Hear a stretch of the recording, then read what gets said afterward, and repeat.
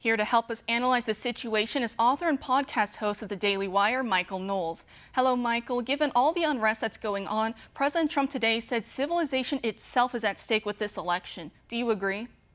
Of course it is. I mean, you look at what's happening on the Democratic side right now. President Trump made a joke the other day when a reporter asked him about a theory involving Satanism and pedophilia and, saving the whole world. And he said, yeah, I think it's a good thing to save the whole world from those kind of people, to save the world from cannibalism. Well, what we're experiencing is a kind of cultural cannibalism.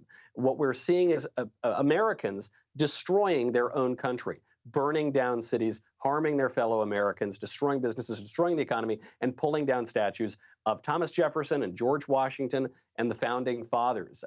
This has been going on now for a number of years. I think the Trump election, in many ways, is a reflection of this battle that has been going on. But finally, the Democrats have come out, the left has come out and admitted that they are opposed to the country. They are protesting the flag, the Star-Spangled Banner, the very country itself. They are pushing in the New York Times this idea that the country is hopelessly rotten through things like the 1619 Project. So this election right now, I think, is much larger than Democrats and Republicans or left and right. What it really is you've got a force that wants to destroy the country and the civilization it represents, and a force that wants to conserve it, that wants to defend it. That's an unambiguous choice, and you've got to pick a side.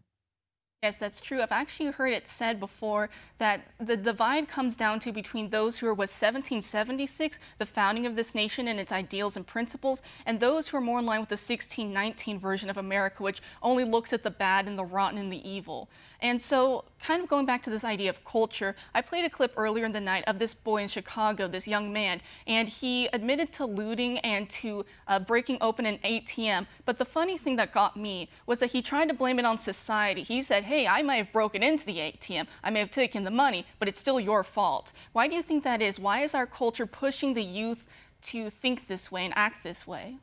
Well, obviously, this kid is responsible for what he's doing in his own right. But society does bear a little responsibility in so much that the popular culture has taught this guy and teaches a lot of other people that America is rotten and unjust and harms people, and these various groups, identity groups, are owed something by society because they've been kept down. They can't succeed by playing by the rules. All of that, of course, is a lie.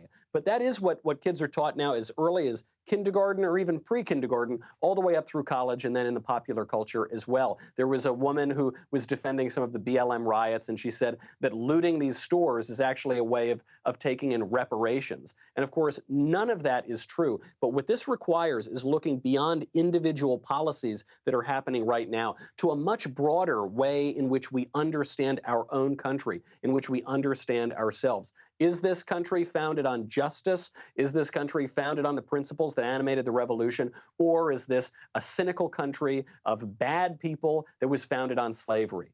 The former is true, but we're going to have to do a whole lot of convincing that goes well beyond this policy or that. Yeah, and I think some of the problem also goes back to our criminal justice system right now with soft on crime prosecutors. You saw in Chicago after the widespread looting, the superintendent of the police department there was laying a lot of the blame on the prosecutors. He said, hey, we arrested hundreds of these guys, the first time back after the immediate days after George Floyd's death. And he's like, you're the guys who spit them back out, dropped charges or brought lesser charges. And he said, now they're all back out on the streets looting and rioting yet again. And so we see in Portland now, I'm hearing that the suspect who kicked the head of that man that we played the video earlier, sitting on the ground on Sunday night, he was knocked out.